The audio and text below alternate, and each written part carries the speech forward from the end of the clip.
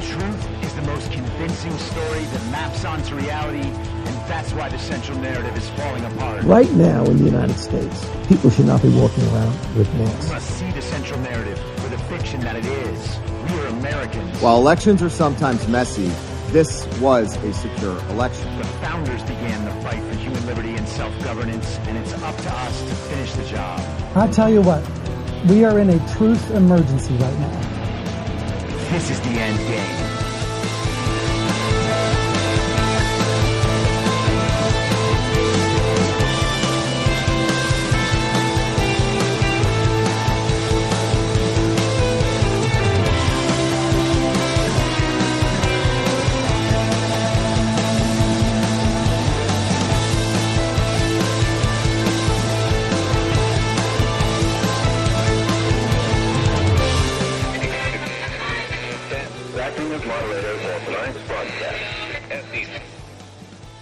It's Tuesday, April 25th, 2023, the 825th day of dystopia.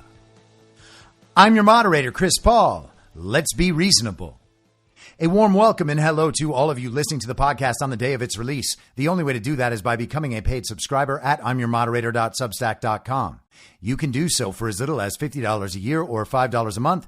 And in doing so, you will be supporting me, the work I do, and this show as it expands. And if you can't, or you simply don't want to, continue listening to the podcast for free on a wide variety of podcast platforms and, of course, Rumble. All I ask is that you share it with your friends. You can find the links to the podcast, the writing, the social media, and the merch site by visiting linktree.com/I'mYourModerator.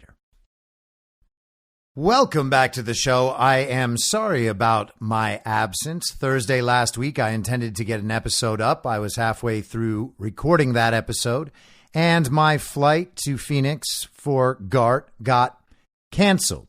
The notification on my computer popped up right as I was recording, and immediately I had to shift into, and that consumed the rest of the afternoon. I ended up having to take an earlier flight out, which actually got me in later and forced me to go through the entire nonsense that is air travel in our country at this point.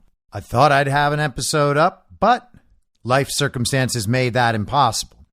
Anyhow, it was a great weekend at GART. I really enjoyed seeing the rest of the Badlands crew, some of whom I've never met before. It was great to meet them and their wives.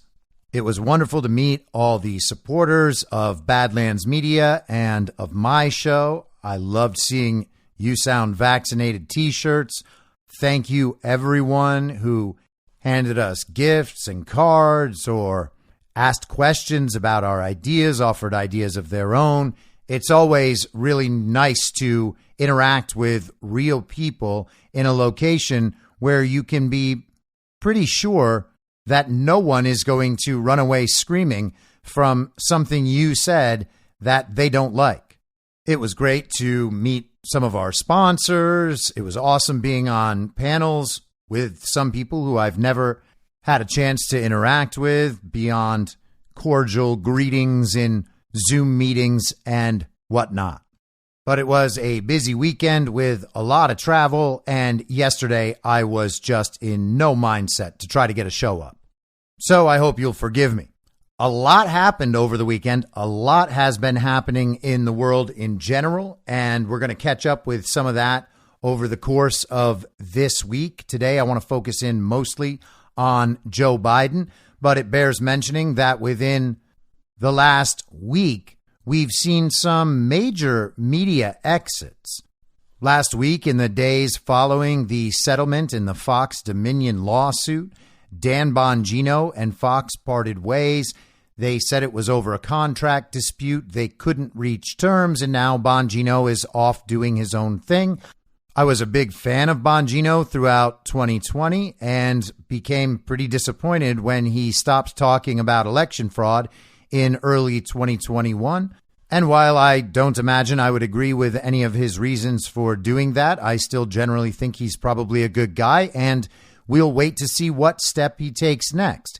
His show is certainly going to be just as big. His audience is not going to leave him, just because he and Fox are no longer a thing. I hope that this frees him up to explore subjects in a bit of a deeper way than he was when he had to represent the Fox brand. Don Lemon got ousted from CNN yesterday, and that's great news, I guess, although it's probably just irrelevant news because no one really pays attention to Don Lemon anymore. Don Lemon is more of an avatar about how ridiculous and untrustworthy CNN now is. We got news today that one of the most ridiculous frauds in political media, the poll analyzer, Nate Silver, has left his position at ABC, and we will see if anyone has the appetite for his brand of expertise in political media. You have to imagine he will wind up somewhere doing the same dumb thing he's done for a very long time. And then, of course, we have Tucker Carlson exiting from Fox News. That is the biggest news out of all these media exits. And as you might imagine, there is plenty of speculation about what exactly caused that and where Tucker will end up next. People have theorized that it has something to do with his January 6th footage. Tucker spent one night putting out January 6th footage that people haven't seen on issues that they do know about, and then promptly stopped spreading the footage. He did not return to it in the month or so since that happened, and a lot of people believe that that's because of pressure from Fox. I guess we'll see what Tucker does next. Tucker also did a segment last week on the vaccines and how no one ever really vetted them and how they never should have been mandated, etc.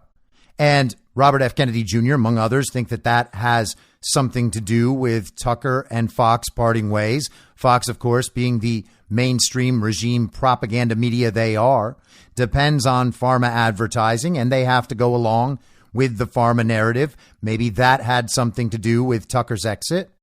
He also said last week that it was very clear Jeffrey Epstein did not kill himself, and he also mentioned pizza, so people think that maybe that all has something to do with Tucker's exit.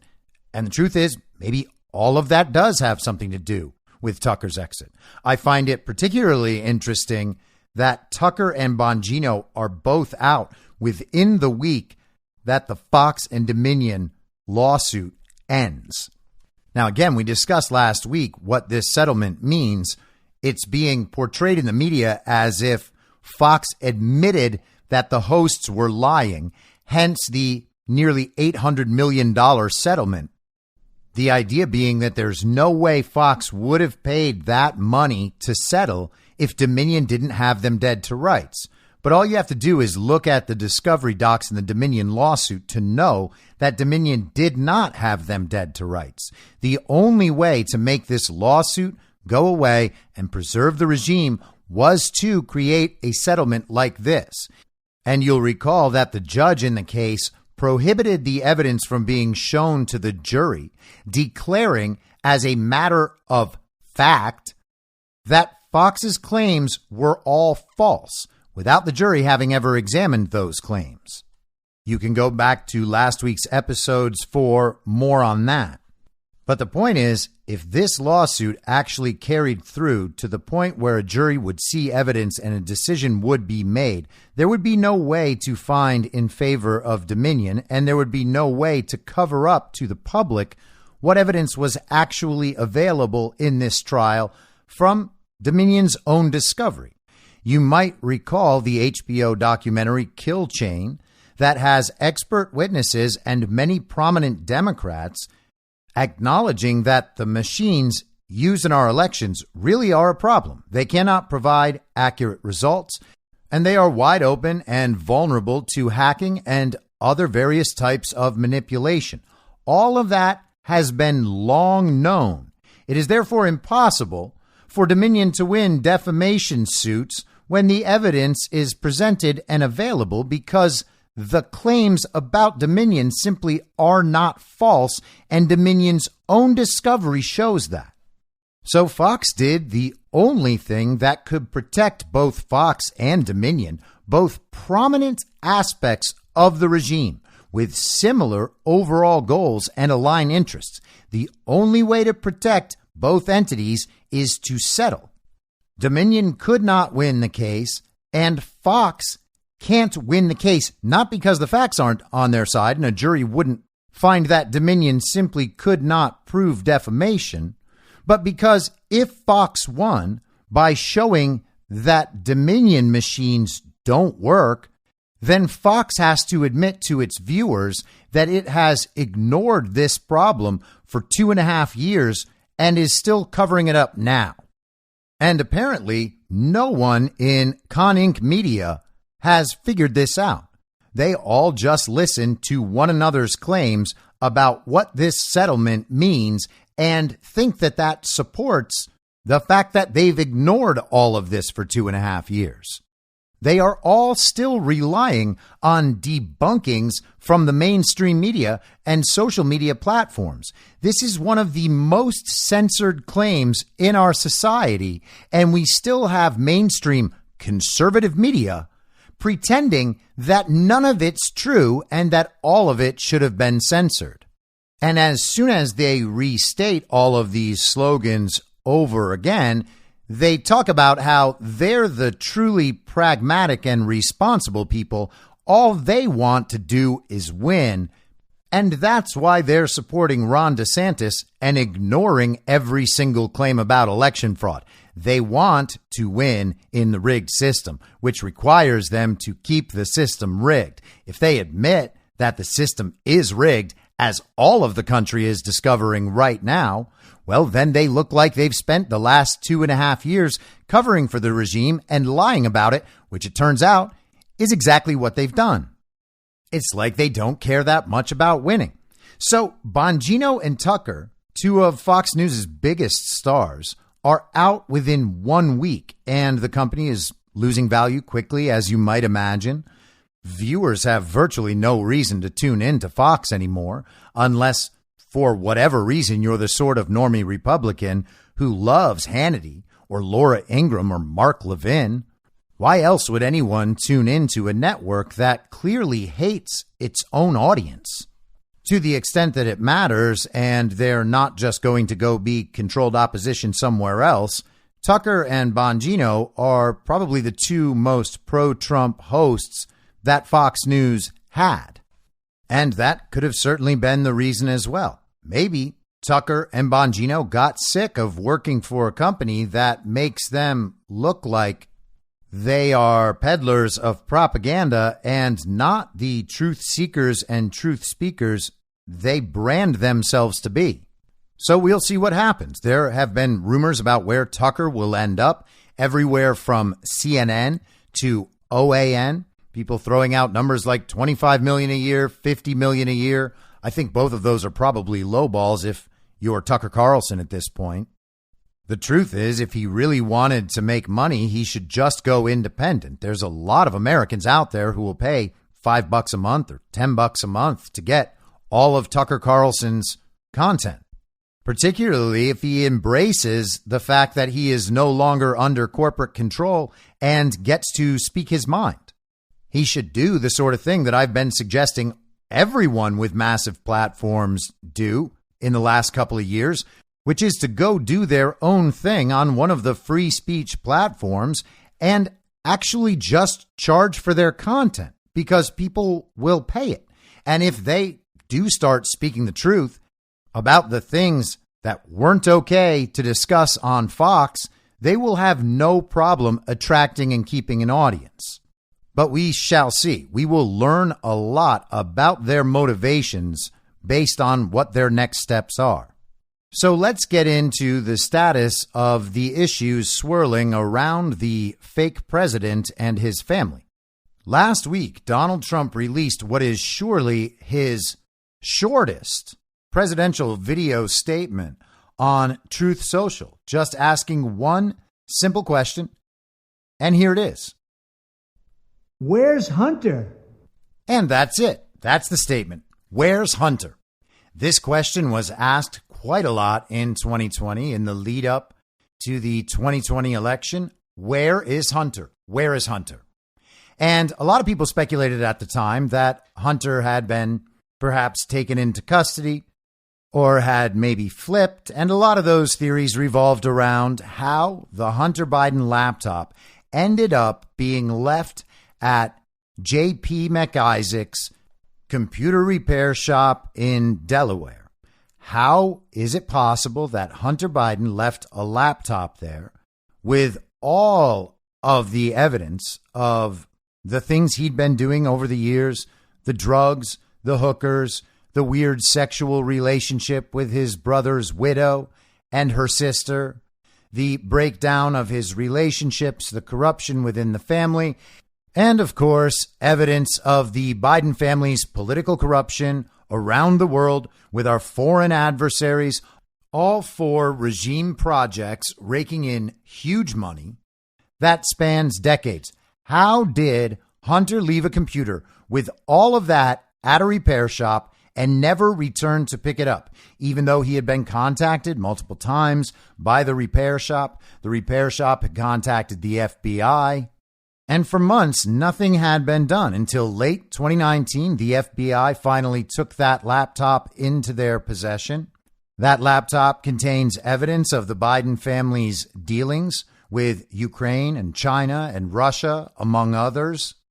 And the FBI had it in their possession while the deep state in Congress was trying to impeach Donald Trump for investigating the Biden family's history of corruption, particularly in Ukraine, revolving around Hunter Biden's employment at Burisma and Joe Biden's own quid pro quo, getting the Ukrainian corruption prosecutor fired and threatening to withhold U.S. aid to Ukraine until they did so.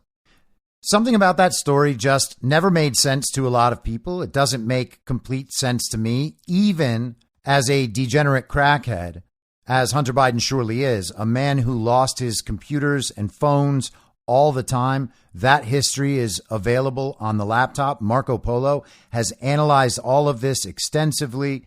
You may have heard my interviews with Garrett Ziegler, the founder of Marco Polo. Is it possible that this degenerate, incompetent, ne'er-do-well child of a man who, for the last 50 years, has held political power in the United States, is it possible that even someone like this could do something so stupid and so obviously harmful to himself and his family? And that has been a mystery for a very long time. Is it possible? I guess it's possible. Does it seem likely? Doesn't seem likely to me, and it never has. It's always been a confusing issue. The Marco Polo position is that they go on the evidence they have. The story they have, the best version of the story they can find after extensive research, is that Hunter left the laptop there. John Paul McIsaac tried to contact Hunter again and again to come back and retrieve his laptop. He never did it. After 90 days, he has relinquished the rights to that property, and J.P. McIsaac is allowed to get rid of it or do whatever with it. Hunter did not come pick up his laptop. And if you're going just on what can be known and proven, that's the best story you're going to get. Now, I have suggested on this show before that I think what we see in many domains is a controlled release of information, a narrative info op designed to disseminate all this information and provide disclosure in a way that the public is able to understand, building on past narratives, and that it seems like there is an element to many of these stories that indicates something more is going on that we are not privy to necessarily. I mentioned this with the Twitter files and Elon Musk's release of the Twitter files through a group of very mainstream, normie, mostly leftist journalists like Matt Taibbi, Michael Schellenberger, Alex Berenson, Barry Weiss, Lee Fang. None of these people are remotely America first. None of them like Trump. None of them seem to have any clue what's actually going on in the world and why Trump matters. But nonetheless, they were tasked with this very important release of information. It needed to be handled properly and disseminated to the public in a way they'd pay attention to it. So these people were chosen, and what we got essentially amounted to a limited hangout on some levels. We haven't gotten the full story. We haven't gotten anywhere close to the full story. Their reporting put some flesh on the bones of some stories that we've been covering now for a couple of years, 2-3 years. This censorship thing that we've known about for a long time, the Twitter censorship, the government's involvement in censorship. They have put some additional form and structure on it. They have sent it out to the masses. And now people in the mainstream have a better idea of how their government was involved in censoring them. But everything they released seemed like it was already prepackaged. Everything they released related to stories that were already kind of part of the public consciousness. It did not look in any way like Twitter just opened up and gave these journalists all their data and said, hey, journalists, do your job, get in here, analyze all of this information, and let us know what you find. That is, by and large, not what we got at all. What we got were stories people had a familiarity with and some facts and some emails, some records that supported those stories. Facts about COVID were censored. Facts about Hunter Biden's laptop were censored. Facts about the election and the insurrection were censored. Facts about who was censored were censored. But anyone who's been paying attention to these issues for a long time already knew about all of that. And the same thing, more or less, applied to Tucker Carlson's release of January 6th footage. We thought we were going to get this big thing. All the January 6th footage was going to come out. Citizen journalists could get their hands on it, go through all of it, and figure out what's going on. That's not what we got at all. What we got were a few pieces of video that related directly to stories the public was already familiar with, like Jacob Chansley, the QAnon shaman. And amid threats that Tucker not release any more information, we never saw another thing. It was a one-episode story, and then it disappeared. And as I've talked about this week with the reruns, I'm sure that it will reappear again, and we'll get more video that refutes more of the mainstream story, more of the story that was shown to the public throughout the January 6th sham committee hearings, their primetime specials on television. But in both cases, in the Twitter files releases and the January 6th video footage release, what we really got is just a little more foundational information propping up a bunch of stories we already knew about. Some of these stories might have been shocking for the normies out there, the villagers. If you remember that episode I did a few months ago on M. Night Shyamalan's The Village, someone just reminded me about that the other day. But for some of them, maybe this stuff was really shocking. It wasn't shocking at all for us. In fact, we're all still wondering where the real information is. What has come out seems like it is the release of a prepackaged intelligence product. And there are reasons to believe that Hunter Biden's laptop always represented the same thing. Do I know that's the case? No, I don't. But that possibility seems more and more likely as we move through this process. And the Hunter Biden stuff is all coming up again. This is from Just the News Wednesday last week. Whistleblower bombshell. IRS agent alleges DOJ thwarting criminal prosecution of Hunter Biden. A decorated supervisory IRS agent has reported to the Justice Department's top watchdog that federal prosecutors appointed by Joe Biden have engaged in preferential treatment and politics to block criminal charges against presidential son Hunter Biden, providing evidence as a whistleblower that conflicts with Attorney General Merrick Garland's recent testimony to Congress that the decision to bring charges against Biden was being left to the Trump-appointed U.S. Attorney for Delaware. So Merrick Garland testifies that he is totally hands-off, the administration is totally hands-off when it comes to the Hunter Biden investigations. You know that the first thing this fake administration cares about is the free and fair application of law and justice in this country. And if there's one other thing they care about, it's transparency. So they would never lie, especially not in testimony before Congress. And they all know exactly what's going on. They're leaving it to Delaware U.S. Attorney David Weiss.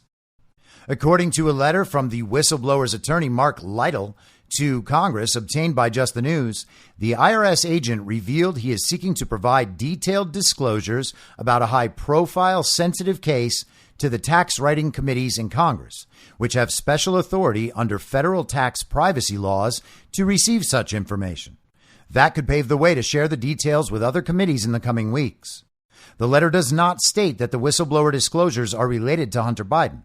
However, Just the News has independently confirmed the agent's allegations involve the Hunter Biden probe being led by Delaware U.S. Attorney David Weiss, a Trump holdover, according to multiple interviews with people directly familiar with the matter.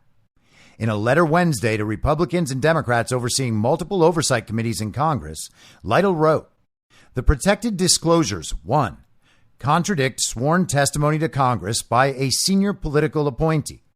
2, involve failure to mitigate clear conflicts of interest in the ultimate disposition of the case. And 3, detail examples of preferential treatment and politics improperly infecting decisions and protocols that would normally be followed by career law enforcement professionals in similar circumstances if the subject were not politically connected." Jumping down a bit in the article, the IRS agent has a sterling record investigating tax crimes across the globe, including work on high-profile Swiss bank prosecutions, and has won several merit awards. His emergence now in such a politically charged case is certain to inflame a debate over unequal justice in Washington. The whistleblower originally approached the IRS's internal watchdog and Congress late last year with the help of prominent Democrat lawyer Mark Zaid, who previously represented clients whose allegations about a call with the Ukrainian president led to Donald Trump's first impeachment in 2019. Isn't it interesting how it all comes back around? The agent subsequently hired Lytle, a former federal prosecutor with significant experience in prosecuting complex tax matters with the Justice Department's tax division. Lytle also represented former Twitter head of Trust and Safety Yoel Roth in his recent congressional testimony and is currently defending a former FBI supervisor named Timothy Tebow, who has been accused of pro-Biden political bias in anonymous whistleblower disclosures to the offices of Senators Chuck Grassley, Ron Johnson, and the House Judiciary Committee Chairman Jim Jordan. And for more about Tim Tebow, not the former Florida Gators and sort of NFL quarterback, but the FBI guy, you can just go to here'shunter.com. You will find Marco Polo's report on the Biden laptop. You just click right into the report. You can use the search feature, type in Tebow, Thibault, and you will begin learning about Tim Tebow's role in all of this. Here's a little snippet. According to their former and current colleagues who have come forward as whistleblowers to U.S. senators, FBI headquarters supervisory intelligence analyst Brian Auten and assistant special agent in charge of the Washington field office Tim Tebow were the so-called tip of the FBI spear in D.C. handling the Biden laptop slow walk operation.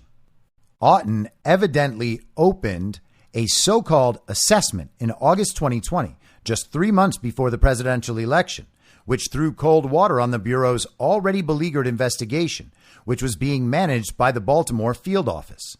Auten's assessment was then utilized by ASAC Tebow, who reposted numerous vile and derogatory messages about his then boss, President Trump, as a justification for ordering investigative activity to cease.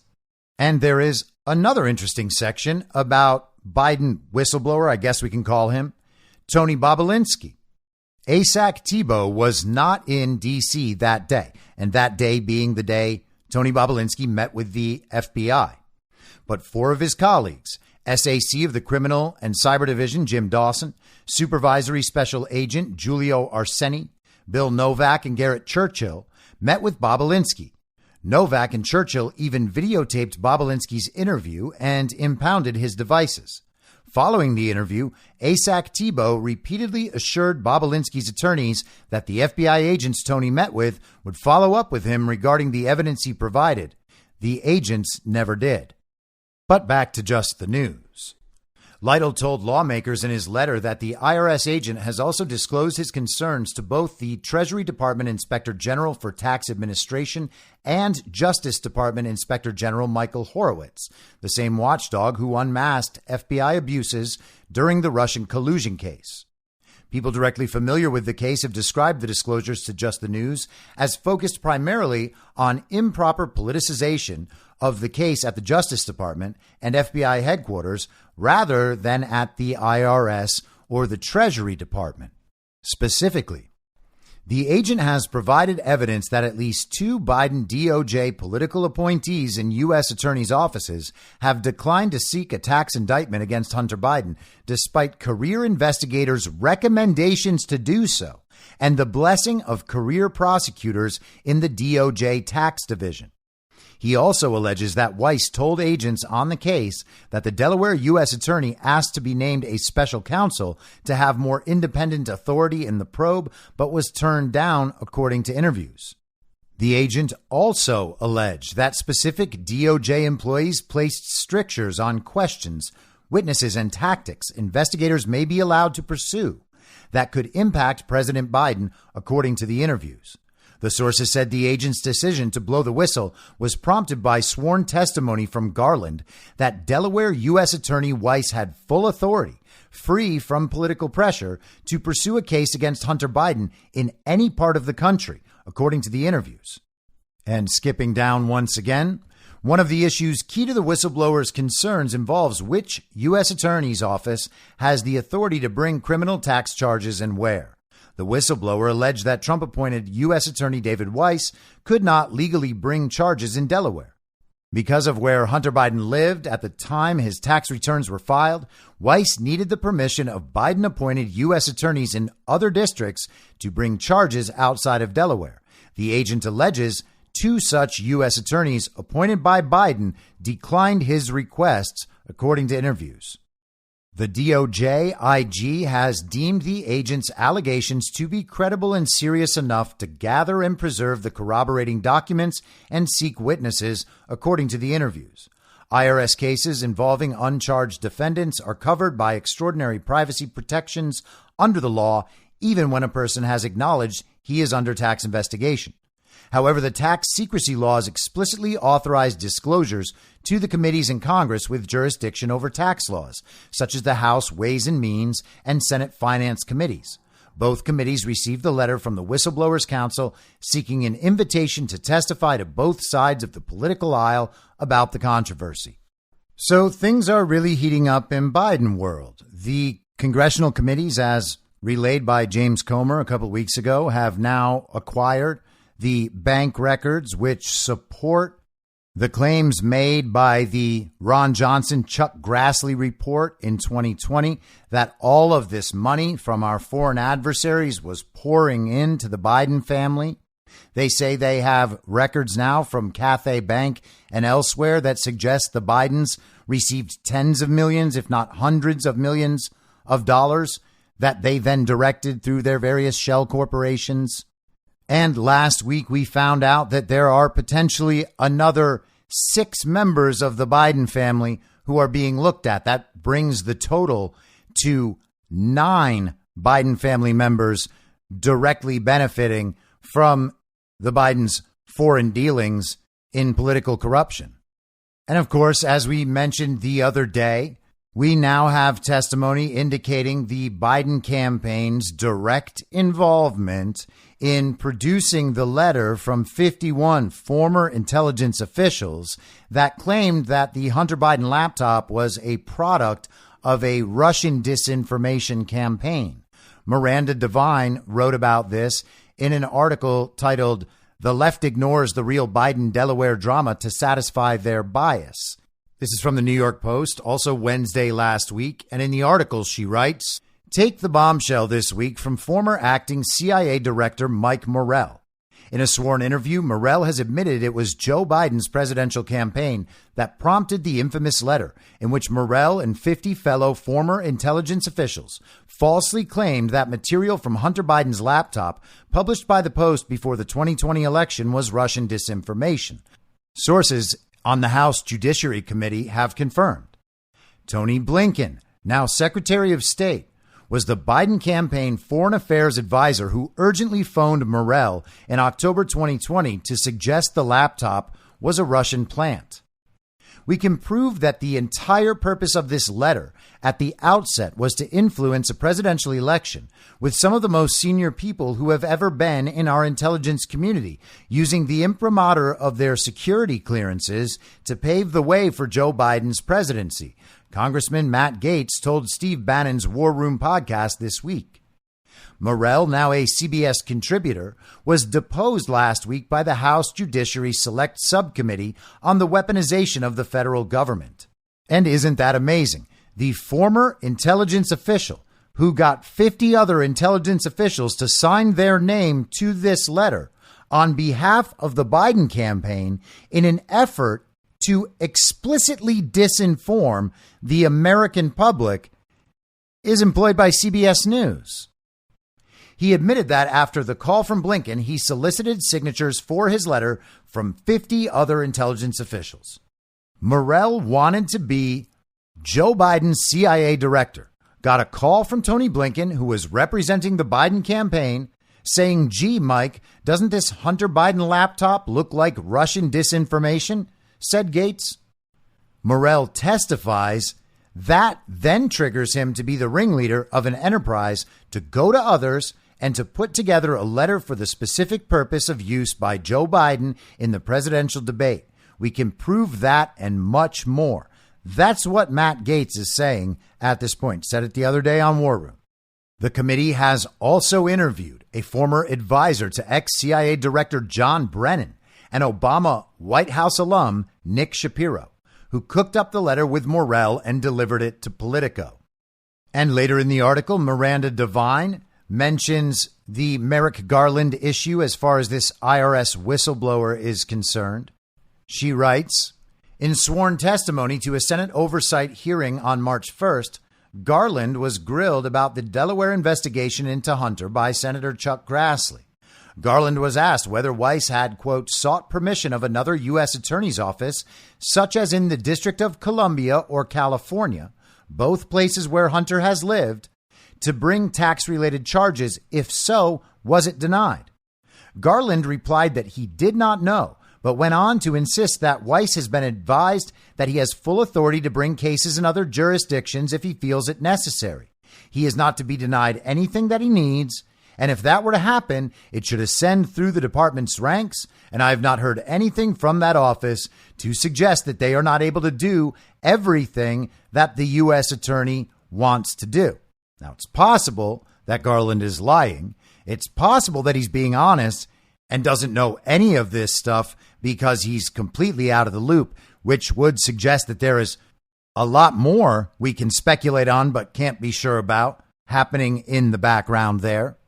But either way, something is not adding up, and I have a feeling we're going to find out what exactly that is in the not too distant future, because we are in a period of rapid disclosure right now across a number of different issues as these reruns play over and over again.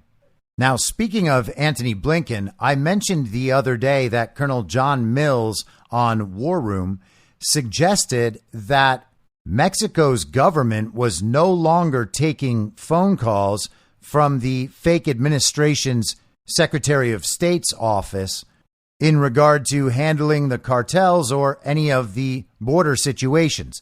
They just completely ignore the fake administration's State Department. Our next door neighbors to the south no longer care about the fake administration's State Department. That should signal to everyone that something else much bigger is going on. You can say that they just don't want to deal with the fake administration or with Tony Blinken because they're all so incompetent, but that's not enough. It's our next door neighbor to the south. They have to figure out some way to work together, don't they?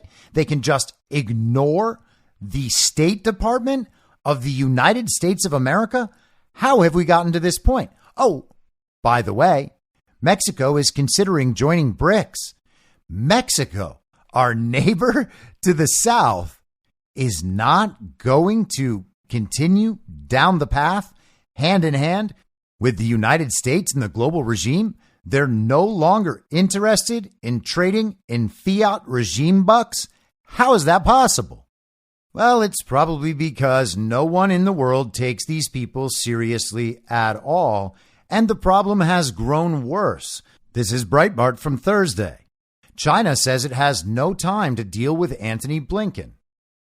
China's state-run Global Times propaganda newspaper published an editorial on Wednesday dismissing calls by American Secretary of State Antony Blinken for Beijing to return to communications with Washington, stating the Communist Party has no time for insincere people like Blinken. And you have to love that Breitbart is speaking the language of the regime. The Global Times is Chinese propaganda, but not any of our mainstream media outlets here. Now, the Global Times might be propaganda, but it's not propaganda in any different way than the New York Times or the Washington Post or the BBC are propaganda.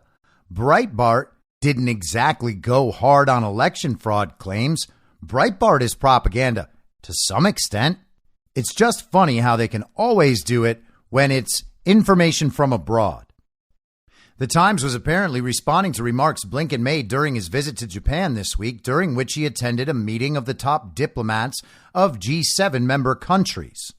The foreign minister published a joint communiqué condemning Communist China for, among other provocative behavior, threatening to invade Taiwan and colonizing parts of the South China Sea that belongs to other countries.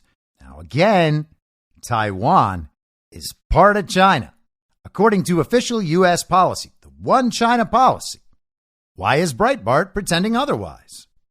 Blinken was reportedly scheduled to visit China in February. Beijing never confirmed that the trip would occur, but the timing coincided with the discovery of a Chinese surveillance balloon floating over Montana and eventually across North America, prompting widespread national security concerns. The administration of leftist President Joe Biden allowed the balloon to cross the country, shooting it down in East Coast waters days after its discovery. This month, a report revealed that the balloon likely sent intelligence regarding sensitive American military sites back to China in real time. Beijing claimed the balloon was innocuous and had accidentally floated out of Asia toward the Western Hemisphere. And of course, we've seen so many more sky circles since then. So Blinken, it was reported, postponed and then canceled that trip. China has a different take on the situation. They said in a statement, in actuality, the U.S. and China have never announced any visit. The U.S. making any such announcement is their own business, and we respect that. That's from China's Ministry of Foreign Affairs. Breitbart quotes the Global Times saying, Blinken's planned visit to China in February was unilaterally postponed by the U.S. due to the sudden hype around the balloon incident before his departure. This, to some extent, has reflected the U.S.'s reckless and irresponsible attitude toward Blinken's visit to China. It refused to come then, but now insists on coming. How can everything be up to the U.S. and everyone else has to cooperate with it? China is a big country and will not indulge such problems. China's diplomacy is very busy and cannot adjust at any time according to the U.S.'s schedule, especially no time to receive insincere or even people with malicious intentions. The editorial also reports that China had frozen all communication at the highest diplomatic levels with the Biden administration since the balloon incident, apparently confirming them, saying, almost every time its high-ranking officials come, they bring a long list of so-called demands. So China doesn't talk to Blinken. Mexico doesn't talk to Blinken, as Mexico is potentially in talks to join BRICS and unwilling to cooperate with the illegitimate administration at our border. Again, there is no reason to believe that other countries and other countries' leaders, see Joe Biden as a legitimate president with the ability to make decisions and take control. Most people in the United States, even ones that argue for Joe Biden's legitimacy, still understand that Joe Biden doesn't have much control and that Joe Biden's fake administration is essentially just a third term for Barack Obama, and that people like Susan Rice have been guiding Joe Biden the entire time, at least until yesterday when Susan Rice's resignation was announced. This is from NBC News. Susan Rice to step down as Biden's domestic policy chief. President Joe Biden's domestic policy advisor, Susan Rice, is stepping down from her post next month. Multiple current and former senior administration officials told NBC News. The move brings to a close Rice's prolific, wide-ranging, and at times controversial tenure overseeing Biden's domestic agenda, including some of the thorniest political issues, such as immigration policy. During her more than 2 years in the role, Biden has signed executive and legislative actions on healthcare, gun safety, student loans, policing, and other key priorities for Democrats. Rice's last day will be May 26th. The article goes on to explain how great and important Susan Rice is. But let's skip to this. The timing of Rice's departure also coincides with a growing controversy over the White House's handling of migrant children who arrive unaccompanied at the southern border, amid questions about whether the White House, including Rice, ignored warnings that sponsors of migrant children were making them work grueling jobs in violation of child labor laws. The White House has said that it is not the case. A senior administration official said Rice is proud of her work on the border. Administration officials said the controversy has nothing to do with Rice's decision to leave, which they said was already in the works. And of course, they couldn't be lying about that, even though the immigration problem has spanned her entire tenure in the fake Biden administration. NBC concludes the article by writing, Rice hasn't ruled out a future stint in government. Her plan for now, according to a senior administration official, is to spend the summer with her family and contemplate her next act. So the Biden regime is collapsing, beset with scandal, and there are more that I still have to get to in this episode. But now they're losing probably Obama's number one person within the illegitimate administration, Susan Rice. She's going to go take a little time out and sit on the bench to see what happens next. Is Biden going to make it through the summer? Biden announced his candidacy today, and we'll get to that in just a minute. But there's certainly the possibility that we are never going to see that materialize. They've already taken numerous precautions to shield Joe Biden from potential pitfalls that would emerge throughout his candidacy, especially knowing that there are people trying to primary him from the Democrat side. They've already canceled debates. He made his campaign announcement on video, and the Democrats have decided that their first primary is going to be in South Carolina. You might remember the last two cycles, 2016, 2020. The corrupt establishment candidates in each case who ultimately went on to win had not done well until South Carolina, where good old James Clyburn fired up the election fraud machine. The Democrat Party said black voters came out strong for the establishment, and lo and behold, Hillary Clinton and Joe Biden became the new frontrunners immediately. Now they're just going to skip the process before South Carolina and get right to it. They'll claim that black voters came out very, very strong for Joe Biden, the man who was mentored by a Klansman for decades in politics, the man who said, if you don't vote for him, you ain't black, the man who wrote the crime bills. But black voters are going to come out and they're going to make sure Joe wins. Now, yesterday in The Sun, we have this headline. Hunter Biden associates with White House ties stand to get billion-dollar payout in scam lawsuit. Leaked docs show. Two of Hunter Biden's closest business associates lined up a potential billion-dollar payout from a highly controversial lawsuit that threatens to destroy Nigeria's economy. The U.S. Sun can exclusively reveal. And isn't that interesting? It was just a couple of months ago that very close Biden associates, prominent tools of the regime, were going over to Nigeria to make sure that they had free and fair elections. Bombshell leaked documents suggest that Jeffrey Cooper, 53, and convicted fraudster Devin Archer, 48, personally stand to gain hundreds of millions of dollars in one of the biggest international arbitration cases of all time. And secret records show that Cooper and Archer were in direct contact with President Joe Biden and his scandal-hit son, Hunter, after they became embroiled in the case. Currently being fought in the UK, the extraordinary legal battle has pitted an engineering firm registered in the British Virgin Islands against the government of Nigeria. Process and Industrial Development, P&ID, is seeking a massive multi-billion-dollar payout from the African nation over a failed January 2010 gas supply and processing deal. Oh, man, another energy issue. A London arbitration tribunal in January 2017 found in P&ID's favor and ordered Nigeria to pay $6.6 billion, which has now ballooned to $11 billion with interest. But the country refused to do so and challenged the decision. The breach of contract case went to trial at London's High Court earlier this year, and a judgment is expected in the coming weeks or months. If P&ID is awarded the full amount, it would force Nigeria, Africa's most populous nation and the sixth in the world, to hand over what is thought to be the equivalent of almost 1/3 of its total foreign currency reserves. Very interesting.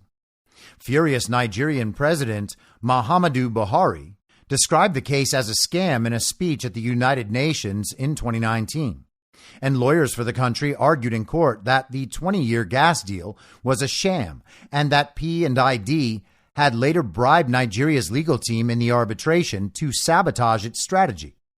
P&ID strongly denies that the original deal was a sham and described Nigeria's claim of bribery as manifestly false and a pure piece of invention with no evidence to support it. Now, previously unseen documents linked to investigative group Marco Polo by a whistleblower and seen by the U.S. Sun show that Archer and Cooper, who both have deep business ties to the Bidens, are directly involved in trying to secure the payout for P&ID. The records show that Cooper was hired by P&ID as a consultant in April 2017 through a company that he founded in Delaware called 1800 Industries, LLC.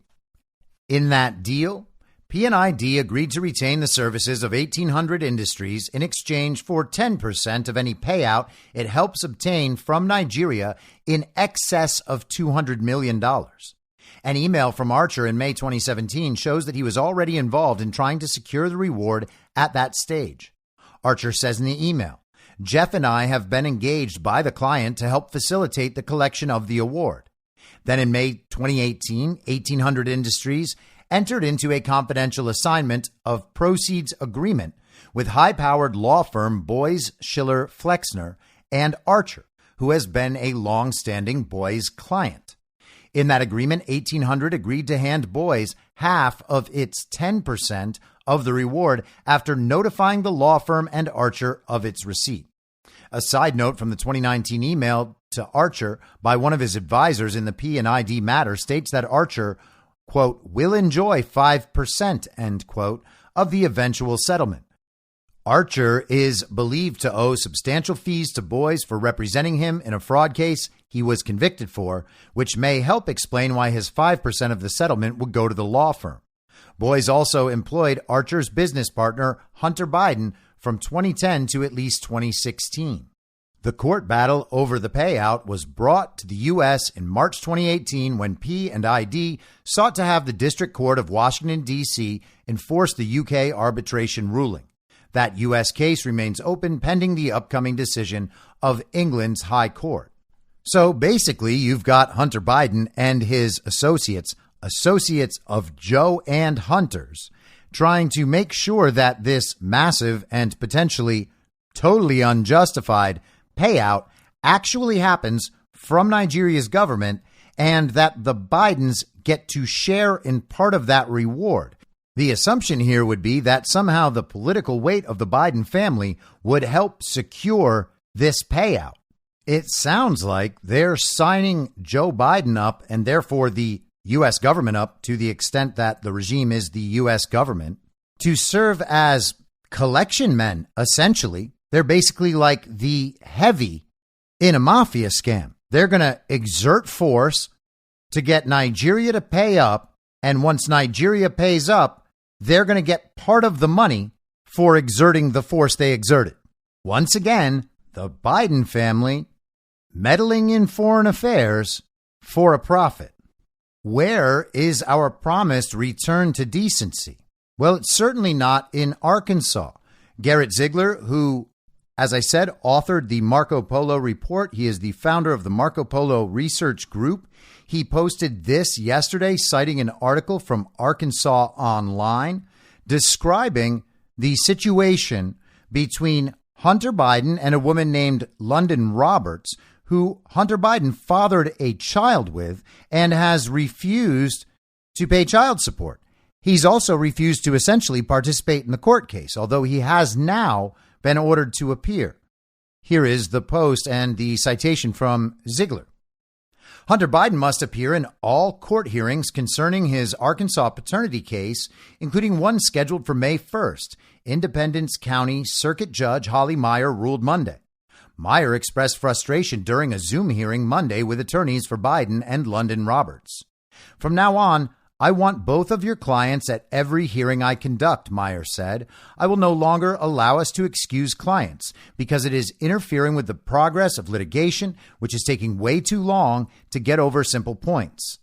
Meyer made the comments after Brent Langdon, who represents Biden in the paternity case, mentioned a laptop computer that Biden reportedly left at a repair shop.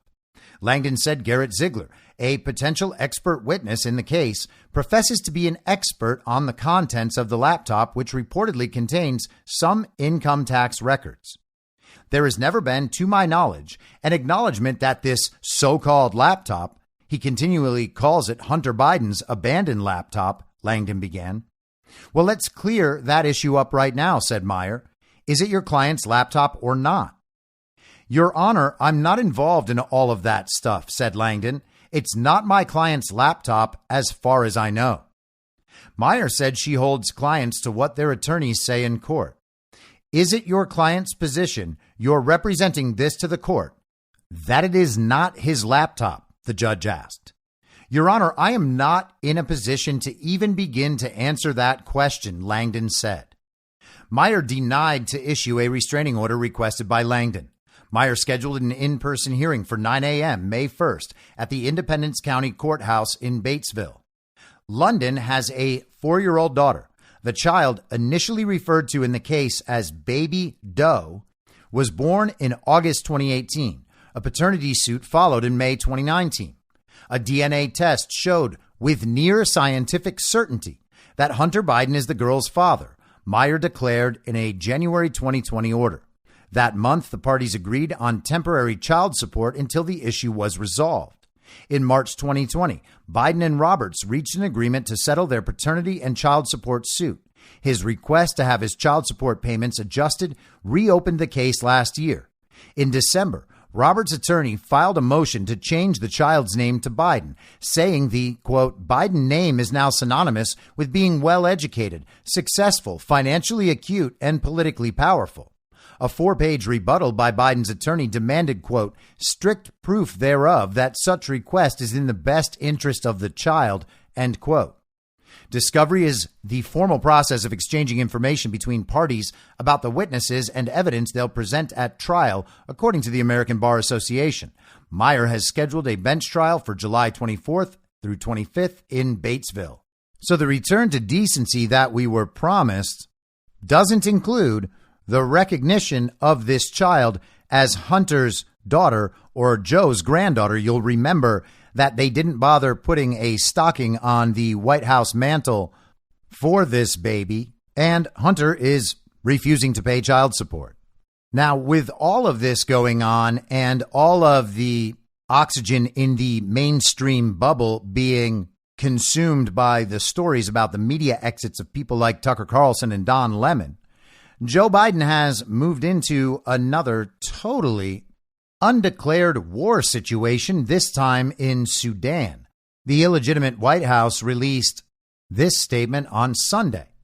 At my direction, United States Armed Forces personnel have conducted an operation to evacuate United States personnel and others from Khartoum, Sudan, in response to the deteriorating security situation in Sudan. To conduct and support this operation, United States Armed Forces personnel with appropriate combat equipment deployed to Djibouti, Ethiopia, and Sudan.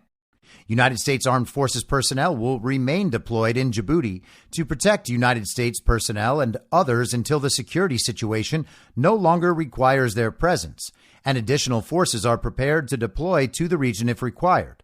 I directed this action consistent with my responsibility to protect United States citizens, both at home and abroad, and in furtherance of United States national security and foreign policy interests, pursuant to my constitutional authority as Commander-in-Chief and Chief Executive, and to conduct United States foreign relations. I am providing this report as part of my efforts to keep Congress fully informed, consistent with the War Powers Resolution. I appreciate the support of the Congress in these actions. So another situation of international conflict. Isn't that just great? Thank goodness we had that return to decency and the adults got back in the room, because who could deal with President Trump's zero wars? Now, there's another interesting aspect of this situation, and that's that we now have the WHO claiming that there is a biosecurity threat in Sudan as a result of what's going on there. And we could have all sorts of different pathogens released, but from where? Do we have biolabs in Sudan? Oh, no, somebody has biolabs in Sudan, but it can't be us. And none of this has anything to do with any of that, for sure. It's just that there's a chance we might have another pandemic arising from this conflict. Here's a little more on the situation in Sudan from, of course, the mainstream media. We got to get the central narrative on Sudan. This is from the Daily Mail yesterday. What is happening in Sudan? What is at stake for the West? And how could the situation play out? It's a long article, of course, because every article in the Daily Mail takes 2.5 days to read. So I'm just going to give you the short version. Fighting has erupted across Khartoum and at other sites in Sudan in a battle between two powerful rival military factions, engulfing the capital in warfare for the first time and raising the risk of a nationwide civil conflict. Man, it's like two factions in every country are at war all at the same time. The fighting between forces loyal to two top generals has put the nation at risk of collapse and could have consequences far beyond its borders. Both sides have tens of thousands of fighters, foreign backers, mineral riches, and other resources that could insulate them from sanctions. It's a recipe for the kind of prolonged conflict that has devastated other countries in the Middle East and Africa, from Lebanon and Syria to Libya and Ethiopia. Could insulate them from sanctions. Kind of sounds like Russia. The fighting, which began as Sudan attempted to transition to democracy, has already killed hundreds of people and left millions trapped in urban areas, sheltering from gunfire, explosions, and looters. My. Isn't it amazing what happens when countries transition to democracy? Tensions had been building for months between Sudan's army and the paramilitary Rapid Support Forces, the RSF, which together toppled a civilian government in an October 2021 coup. The friction was brought to a head by an internationally backed plan to launch a transition with civilian parties. A final deal was due to be signed earlier in April, on the 4th anniversary of the overthrow of long-ruling autocrat Omar al-Bashir in a popular uprising. And immediately you can hear the sound of the same regime playbook playing out in another place. There was a coup to unseat a quote-unquote autocrat by what the global media describes as a popular uprising and replace it with a transition to democracy. Both the Army and the RSF were required to cede power under the plan, and two issues proved particularly contentious: the timetable for the RSF to be integrated into the regular armed forces, and when the Army would be formally placed under civilian oversight. So the international community was trying to install what they call a civilian democratic government. Then fighting breaks out. Now we are sending in forces, and oh yeah, there's a chance that whatever happens there might start a new pandemic. Are you getting the picture? Each element of this resembles something we have seen in Ukraine in the last 20 years. We will leave this discussion aside for now. I'm sure that we will return to it a couple of times in the coming weeks as more information emerges. Maybe we will get a brand new pandemic scare coming out of all of this. I kind of doubt it. Doesn't seem like it's going to work. They tried a new variant on everybody 2 weeks ago called Arcturus, and essentially no one bought it anywhere at all. These pandemics just simply cannot work if no one believes in them. We have learned that lesson again and again and again. So the Biden family's many corrupt dealings and crimes are coming to the surface. The illegitimate regime is collapsing. Their Secretary of State is persona non grata to significant countries around the world who are no longer willing to deal at all with the illegitimate regime. They have lost a major player in Susan Rice, and it's possible that her departure means that Barack Obama is cutting ties with Biden as he continues to implode. We have tax records emerging, whistleblowers emerging. The whole thing is really coming to a head. And in the background of all that, we are continuously reminded about the complete and total degeneracy and corruption of this family, right down to the point where Hunter will not pay child support for his daughter with London Roberts. And in the midst of all that, Joe Biden announces that he is going to run for president in 2024. He's making it official. All that they need is for the entire thing to be rigged for Joe Biden to be the winner. Can't risk a primary in New Hampshire, can't risk a caucus in Iowa. They got to go right to South Carolina where the election fraud machine is at its best. Tap old Jim Clyburn on the shoulder, tell him to fire up that election fraud machine and go out and get Joe Biden a win. Make him the nominee. No debates. Because you can't stand there next to Robert F. Kennedy Jr. while he tells you how awful your administration is. That just cannot be allowed. People are beginning to realize that they will rig elections whenever they need to. The Democrats are waking up now to this fact. It's difficult to imagine a situation where an incumbent, quote unquote, president would ever be in a weaker situation than this. At least people thought that Jimmy Carter was a sharp man and a good man who was trying his best and failing and maybe just not up to the job. No one can even say that about Joe Biden. They can talk all they want about Joe Biden's list of accomplishments, but no one in the country actually believes those things are accomplishments as the country gets continually worse and their own lives get worse at the same time. 70% of voters, according to polls, take them for whatever they're worth, don't want Joe Biden to run again. But we are still told that Trump can't win. Well, no one can win when the elections are rigged.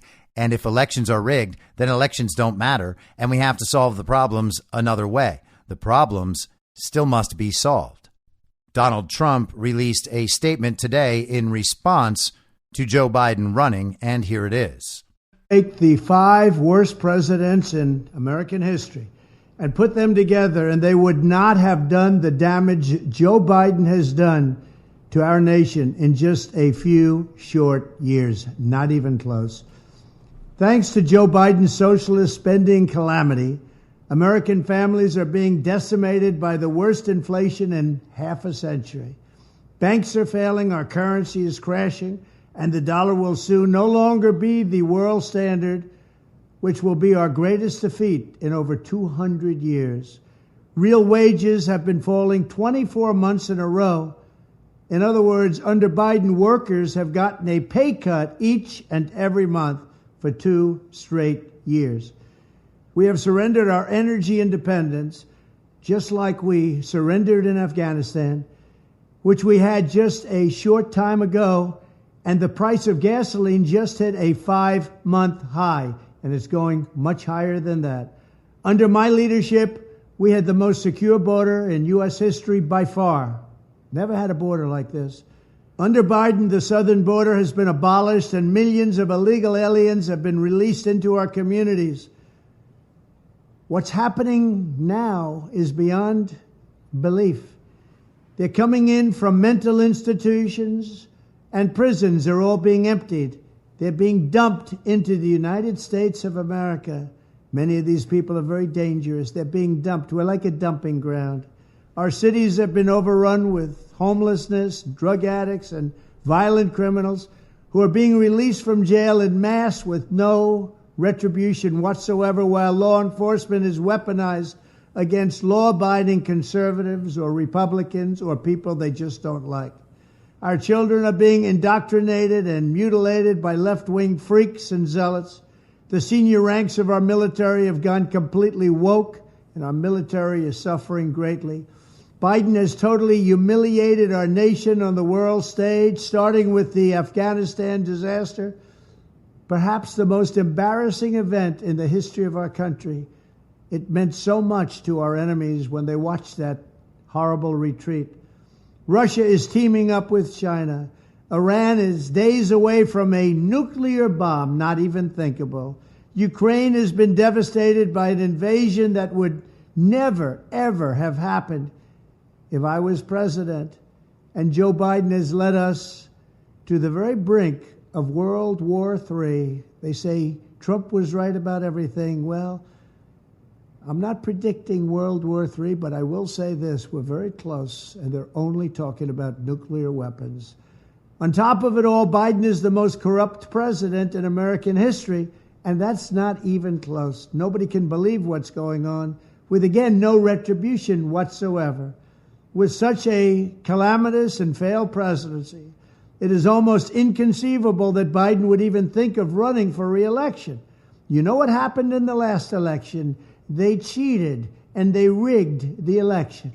But I promise you this, when I stand on that debate stage and compare our records, it will be radical Democrats' worst nightmare, because there's never been a record as bad as they have. And our country has never been through so much. There has never been a greater contrast between two successive administrations in all of American history, ours being greatness and theirs being failure. With your support in the election, we will defeat Joe Biden in 2024. We will rescue our economy. We will crush inflation. We will stop the invasion on our southern border. We will restore our nation's dignity, and we will prevent World War III from happening. Together, we will all make America great again. Thank you. He mentioned that they say Trump was right about everything. Turns out he was, and he's certainly right about all this. I'll be back tomorrow at the same reasonable time on the same reasonable podcast network. I don't have a network. Masks and lockdowns don't work. They lied to you about a pandemic. And Joe Biden will never be president. In my mind, that's the end game. If you're listening to this episode for free, you can support me and support the show and the work I do by signing up for a paid subscription at imyourmoderator.substack.com. You can do so for as low as $50 a year or $5 a month. Comes out to under $0.25 per episode, and you'll blast right through the paywall for all of the writing. The merch store is www.cancelcouture.com, and you can find everything else by heading to Linktree, linktree.com/I'mYourModerator. And I'll see you soon out on the range.